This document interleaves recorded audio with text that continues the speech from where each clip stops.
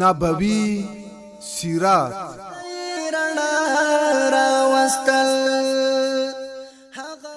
د سیرت خپرونه هر ورځ د سهار له 6:30 دقیقو تر 7 بجو پورې له شریعت غږ راډیو څخه واورئ.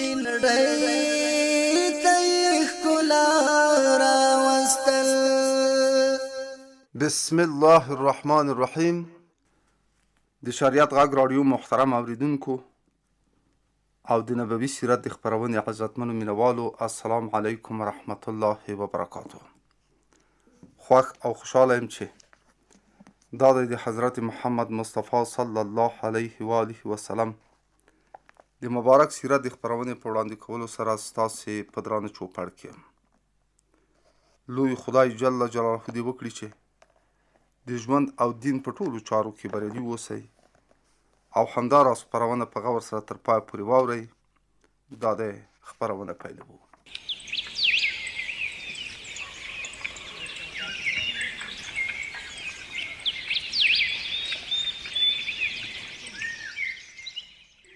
ډیرو درنو او محترم اوریدونکو، په دې خپرونه کې غواړم چې د دلیلونو، معجزې او نوې فلسفې په اړوند تاسې دیندارو او معزز اوریدونکو ته ځینې معلومات درکاندم. کوم خلک چې ایمان نه لري هغوی لپاره آیات او نظر بیکاره شیان دي او هیڅ ګټه ورڅخه نشي اخیستلی، مگر در دل هر کسی دانش رامزه است، روی و آواز پیامبر معجزه است. کوم نظریات چې متکلمینو او د اسلام حکماو د عقل له مخې د معجزې په شاوخوا کې ښکاره کړي او لیکلي دي، هغه په دغو خبرو کې ستاسو له نظر څخه تیر شول. که څه هم د سیرت دا برخه په اصلي ډول د معجزو نقلي او روایتي تحقیق سره تعلق لري، مګر سره د دې هم د علم کلام پخواني بحثونه په ضمني ډول تر یوې اندازې راغلي دي. په دغو خبرو کې غواړو چې د دې موضوع په شاوخوا کې یوازې د مغربي پوهانو ترجماني وکړو او د نویو پلټنو او خیالونو په رڼا کې چې کومې نتیجې زموږ لاسته راشي هغه ګرانو اوریدونکو ته وړاندې کړو. د خپرونو په سر کې چې څه د نبوت او معجزې د مفهوم په شاوخوا کې بیان شوي دي، له ټولو لومړی به په هغو یو نظر واچوو. لکه څنګه چې د شپې تیارې نه وروسته د ورځې رڼا د راتګ د قدرت یو منلی قانون دی، همدغه راز دا هم یو الهي سنت دی چې هر کله د انسانیت په نړۍ د ضلالت او ګمراهۍ تورې تیارې راخپرې شي، نو له دغه خدایي مطلع د هدایت او روښانۍ رڼا راخیږي. او که څه هم لکه څنګه چې د شپې په توره تیاره کې غټ او واړه ستوري د خپلو رڼاګانو په ذریعه تل لږو ډېره رڼایي پیدا کوي، همدغه راز د عامو مصلحینو او مجددینو سلسله هم تر یوې اندازې پورې د انساني ضلالت تورې تیارې لري او کموي. مګر سره د دې هم د لمر روښانه او ځلانده قوي وړانګې یو جلا عالم دی چې جلا شان او تاثیرونه لري او په دغو وړانګو تیاره نړۍ بیخي روښانه او رڼا کیږي. د مصلحینو او د هدایت د لمر د دې سلسلې نوم د ادیانو او شعایرو په اصطلاح کې نبی، پیغمبر یا رسول دی. د عامو مصلحینو په لاس کې یوازې د انساني عقل او بصیرت مشال وي، مګر د نبوي ډیوې څخه چې کومه وړانګه څپې وهي، د هغو سرچینه هغه نور السماوات والارض وي چې دغې رڼا ته د دې مادي نړۍ سترګې بریښي او ورته کتلی نشي. پیغمبر هغه شیان ګوري چې موږ یې نه وینو، هغه شیان اوري چې موږ یې نه اورو. موږ د هغو د احوالو او کیفیتونو سره بیخي نااشنا او د هغو د عقل او حواسو څخه بیخي بېګانه یو. لنډه دا چې د پیغمبرانه خصایصو اصلي روح د عالم انسانیت څخه ماوره له کوم یو عالم غیب سره د تعلق او رابطې نوم دی. انسان له همدې عالم اسرار او غیب څخه په خپله محدوده اصطلاح کې په عالم قدس، عالم روح، عالم مثال او نورو سره تعبیر کوي. کومه بلنه او دعوت چې پیغمبران خپلو همجنس او انسانانو ته کوي او د نړۍ د استوګنو غوږونو ته چې دی کوم پیغام رسوي، د هغې د رښتیاوالي او صداقت ډېر روښانه دلیل یا آیات که څه هم د پیغمبر په خپل مبارک وجود دی، مګر صدد دی یا د لیطمئن قلبي او یا د حجت د اتمام له تقاضا سره سم له ده څخه ځینې دا ډول واقعات څرګندېږي چې هغه په عمومي حالاتو کې د انساني قوت او قدرت څخه وتلي او پورته ښکاره کیږي او د هغو د توجیه او تعلیل څخه د انسان عقل عاجز پاتې کیږي. پر حضرت ابراهیم علیه السلام اور سوړ او یخ شو. د حضرت موسی علیه السلام له امسا څخه اژدها جوړ شو. حضرت عیسی علیه السلام بې پلاره پیدا شو. حضرت محمد مصطفی صلی الله علیه وسلم په سترګرب کې له مسجد الحرام څخه مسجد الاقصی او سدرة المنتهی ته ورسید او د دغو ځایونو ننداره یې وکړه. کله چې د دې واقعاتو د توجیه او تعلیل څخه انساني عقل عاجز وي، نو له دې کبله په دې واقعاتو کې یو ډول غیب لیدل کیږي او د کوم شخص په ذریعه چې دغه واقعات څرګندېږي، عالم غیب سره دغه واقعات د هغه د تعلق او رابطې نښه او آیت دي یا د غیبي تایید کار ورکوي. د قرآن عظیم شان په اصطلاح کې د دې ډول واقعاتو نوم بینات، براهین، آیات یا آیات البیانات دي چې محدثین له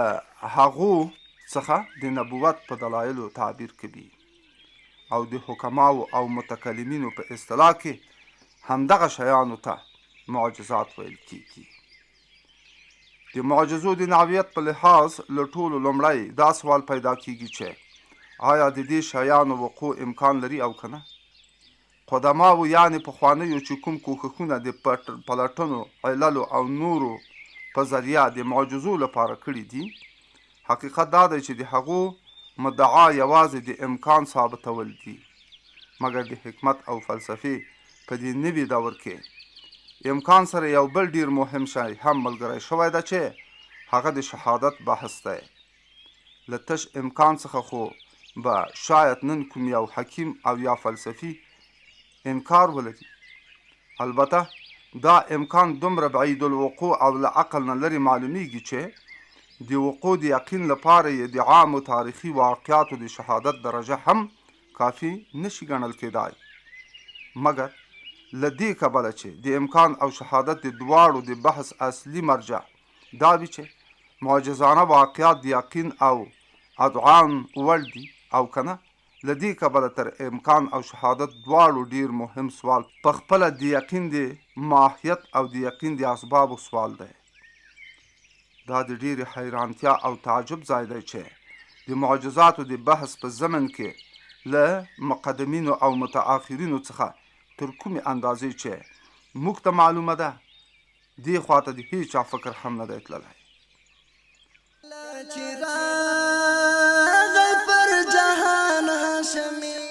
د سیرت خپرونه هره ورځ د سهار له 6:30 تر 7 بجو پورې له شریعت غږ راډیو څخه واورئ.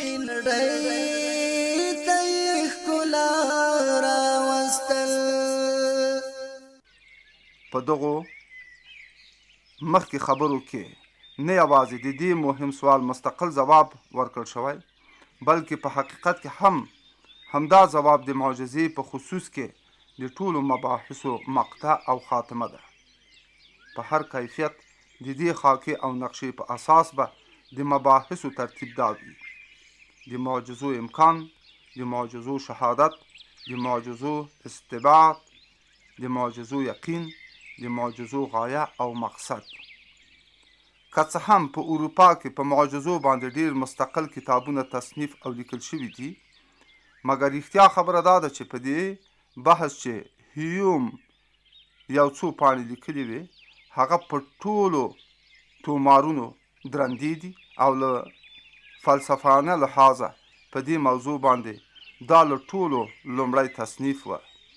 مګر سره د دې هم کومې وروستۍ وسلې چې د معجزو د وقوع په خلاف استعمالیدای شي، هغه همدغه تصنیف دی.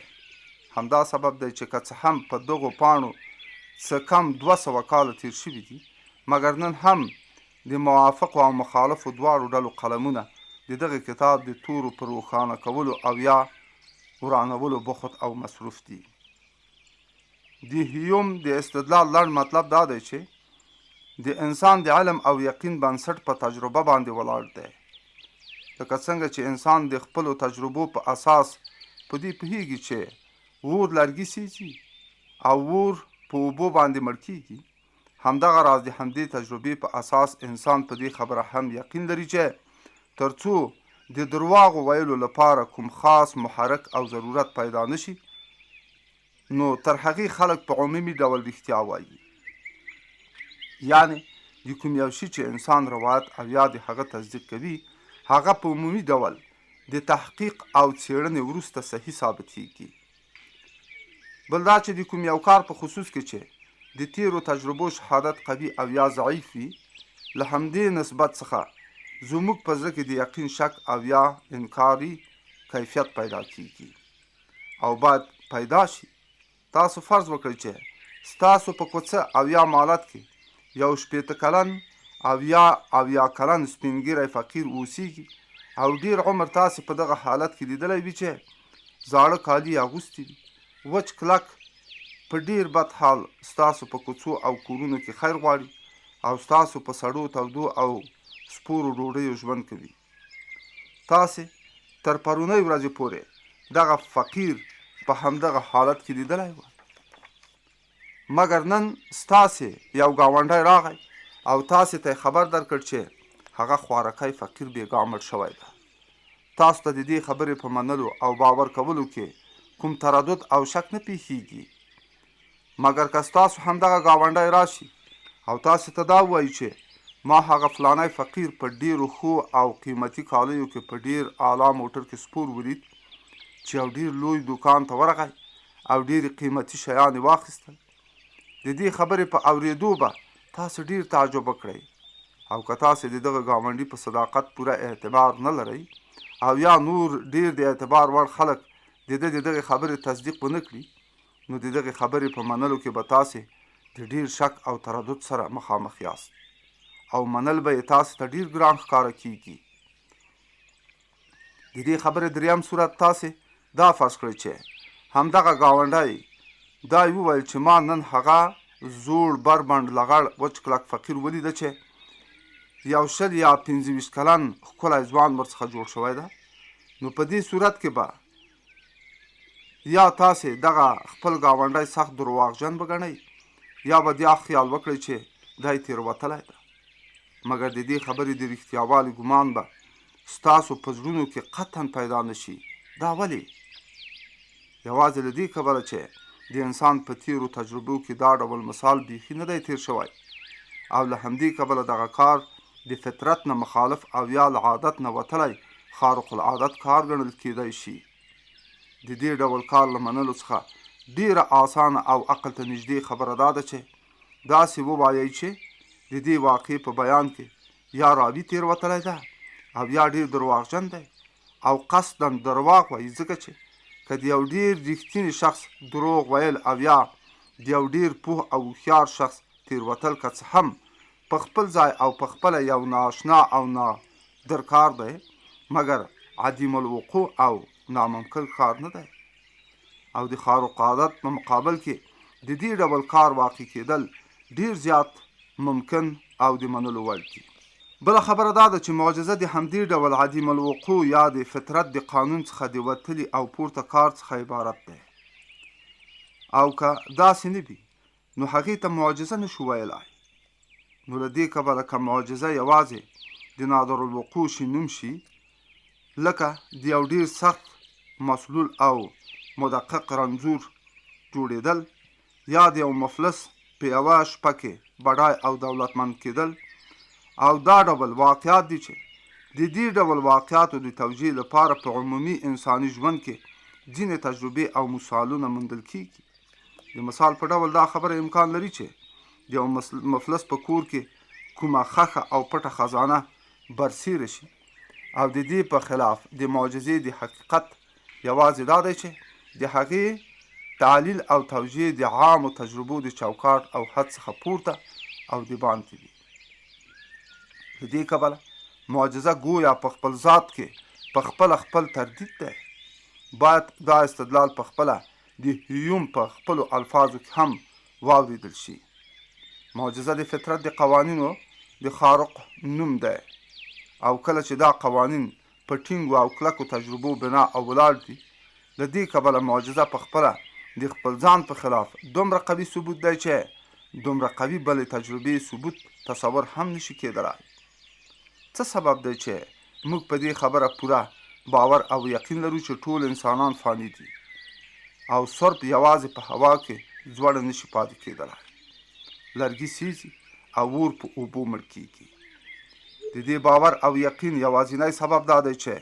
دا کارونه د فطرت له قوانینو سره سم ثابت شوي دي،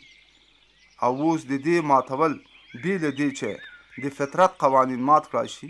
او یا په بل عبارت بې له معجزې څخه ناممکن او نه کېدونکی کار دی. کوم کارونه چې د فطرت د عمومي قانون په چوکاټ کې دننه پیښیږي او یا هلته کېږي، هغه هیڅکله معجزه نشي ګڼل کېدای. مثلا دې ته معجزه نشو ویلی چې یو شخص چې موږ ته ډیر قوي او روح ښکارېږي ناڅاپه مړ شي، ځکه چې که څه هم دا ډول مرګونه ډیر لږ او نادر پیښیږي، مګر سره د دې هم لیدل شوي دي. البته دا به معجزه وي چې کوم یو مړی ژوندی شي، ځکه چې دا ډول کار هیڅکله په هیڅ کوم یو ملک کې نه دی لیدل شوی. د دې کبله کومې واقعې ته چې معجزه ویلی شي، د هغې په خلاف دا ضروري خبره ده چې تجربه دې مستمره او متواتره وي، او که داسې نه وي نو معجزه به ورته نشو ویلی. له دې کبله چې د یو شي متواتره تجربه په خپله یو قطعي ثبوت دی، نو ګواکې د معجزې په نفس حقیقت او ماهیت کې د هغې د وجود په خلاف یو قطعي او مستقیم ثبوت موجود دی، او داسې ثبوت چې دغه ثبوت نه تر هغه وخته پورې معجزه ثابتېدلو ته پرېښودلی شي او نه یې په خپله باطلولی شي، تر څو پورې چې د هغې په خلاف د هغې نه زیات او قوي ثبوت پیدا نه شي. د دغه مضمون څخه دا لنډه نتیجه چې د یوه کلي اصل حیثیت لري لاسته راځي چې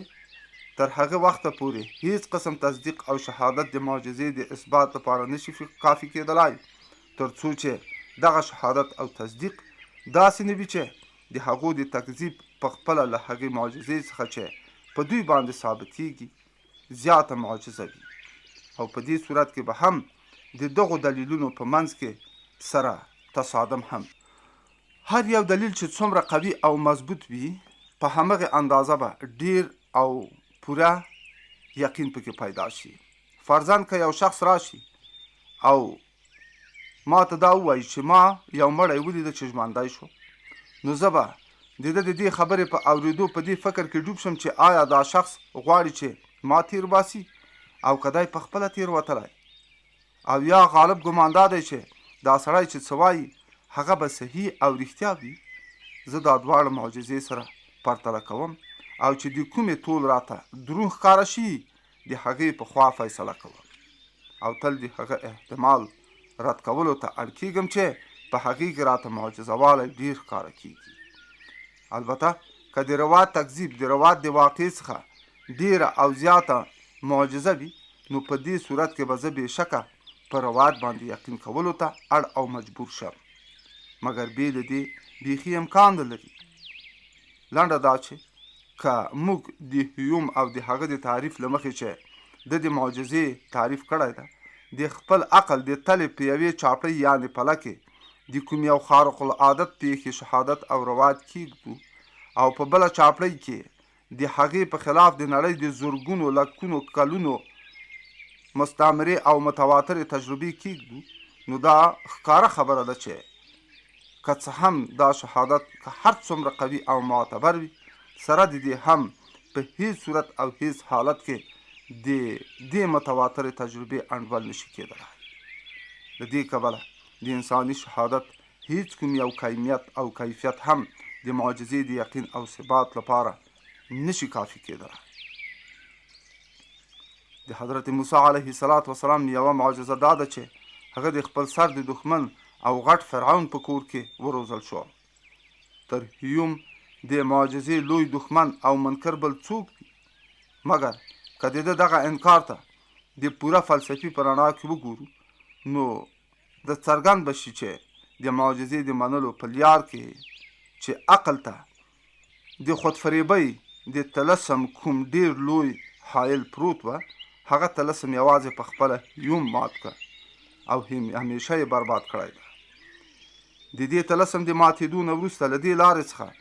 د یو څو اغزو لرې کول پاتې کېږي. د ډیوې لاندې تیاره انسان ډیر وار د خپل هغه مشال په ذریعه چې د ده په لاس کې وي نورو ته لار ښیي او په خپله په دغه مشال باندې لاره نشي لیدلی. د انسان په ذهن کې چې څومره د اعتقاد ځای نیولی ده، شاید چې په دغه اندازه به بل کوم اعتقاد دغومره ځای نه وي نیولی چې د کائناتو ذره ذره د مادي عللو او اسبابو او قواو او خواصو په زنجیرونو کې تړل شوې ده. یوه ډیره کوچنۍ واقع هم د خپل ظهور لپاره یو غیر متغیر علت لري. هر شی په خپل ذات کې دننه ځینې دا ډول قوت یا خاصه لري چې له دغه شي څخه د دغه قوت یا خاصیت جلا کېدل تر هغه وخته پورې ناممکن دي تر څو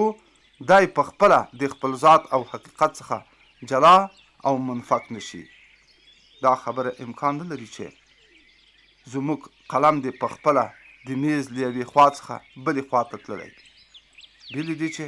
یو لاس او یا بل کوم یو مادي شی هغه قلم له دغه ځای څخه بل ځای ته وړی وي. کوم نقشونه چې پر کاغذ تاسې ته ښکاري، دا خبره ضروري ده چې دغه نقشونه به په کوم یو قلم جوړ شوي وي. همدغه راز دا هم امکان نه لري چې د انار له ونې څخه د ام میوه او یا د ام له ونې څخه د انار میوه را پیدا شي. د انار له ونې څخه به تل د انار او د ام له ونې څخه به تل د ام میوه پیدا کیږي. تاسې تیر شئ کله چې تاسې ته دا وویل شي چې حضرت ابراهیم اور ونه سوځاوه، نو تاسې د دې خبرې په منلو کې ولې متردد کیږئ؟ ځکه چې اور چې تر کومې پورې اور وي، نو د سوځولو خاصه له هغه څخه نشي جلا کېدای. دلته د حضرت ابراهیم او نمرود په منځ کې کوم فرق او تمیز نشته. اژدها یو ژوندی مخلوق دی چې د تولید مثل د عمومي قاعدې سره سم د خپل جنس او نوع څخه را پیدا کیږي. د دې کبله دا زموږ له عقل او فکر نه پورته خبره ده چې د حضرت موسی علیه السلام له امسا څخه د اژدها څنګه جوړ شوی وي. د انسان اولاد د خپلو میندو او پلرونو د تناسل د ګډ او مشترک عمل نتیجه ده. نو دا به څنګه ومنلای شي چې حضرت عیسی علیه السلام بې له پلاره څخه پیدا شو؟ د لسو قدمونو د فاصلې د طی کولو لپاره هم انسان خپلو پښو او یا نورو مادي وسیلو ته اړ کیږي، او هر څومره چې مسافه ډیریږي هم په همغه اندازه د هغې مسافې د طی کولو او لنډولو لپاره ډیر وخت پکار کیږي. نو له دې کبله به دا څنګه ومنلای شو چې د اسلام ستر پیغمبر بې له دې چې د مادي وسیلو څخه کار واخلي، په سترګه رپ کې له مسجد الحرام څخه مسجد الاقصی او سدرة المنتهی ته ورسېد او د دغو ځایونو ننداره وکړه. د ځمکو او آسمانونو آیات یې ولیدل او له ټولو لومړنیو پیغمبرانو سره یې خبرې اترې وکړې. نو دا ټولې خبرې او کارونه په دومره لږ وخت کې څنګه کېدلای شي چې حضرت جناب پیغمبر له دغه اوږد سفر څخه د بیرته راتلو پورې د ده د خونې د دروازې زنځیر خوځېده او د ده په بستره کې د ده د مبارک وجود ګرمي او تودوالی لا په ځای او په خپل حال پاتې و. د اسبابو او عللو د سلسلې او د شیانو د افعالو او خواصو د اصول او قوانینو نوم د حکیمانو او فلاسفو په اصطلاح کې د فطرت قوانین دي چې د دې خارق او یا په بل عبارت له دې قوانینو څخه وتل او مخالفت محال او ناممکن ګڼل کیږي. د مثال په ډول د ثقل کشش یعنی جاذبه د فطرت یو قانون دی او دا قانون دا غواړي چې که تاسې یوه لوټه او یا یو بل شی پورته ګذار کړئ نو هغه به تل له پورته څخه بیرته ښکته راځي او په فضا کې د دغه شي ځوړند پاتې کېدل ناممکن کار دی. د هایدروجن او اکسیجن د دوو عناصرو په یوه مخصوصه اندازه د ګډون نتیجه دا وي چې اوبه ورڅخه جوړې شي چې په دې نتیجه کې هیڅکله اختلاف نشي پېښېدلی. ډیرو درنو او محترم اوریدونکو، دا به زموږ د نن ورځې د خپرونې راټول شوي مطالب چې یو په بل پسې مو تاسو ته در واړول. ته بلې او راتلونکې خپرونې چې انشاءالله بیا به ستاسې په درانه چوپړ کې حاضرېږم. تاسې ټول په لوی او بخښونکي خدای سپارم. والسلام علیکم ورحمة الله وبرکاته.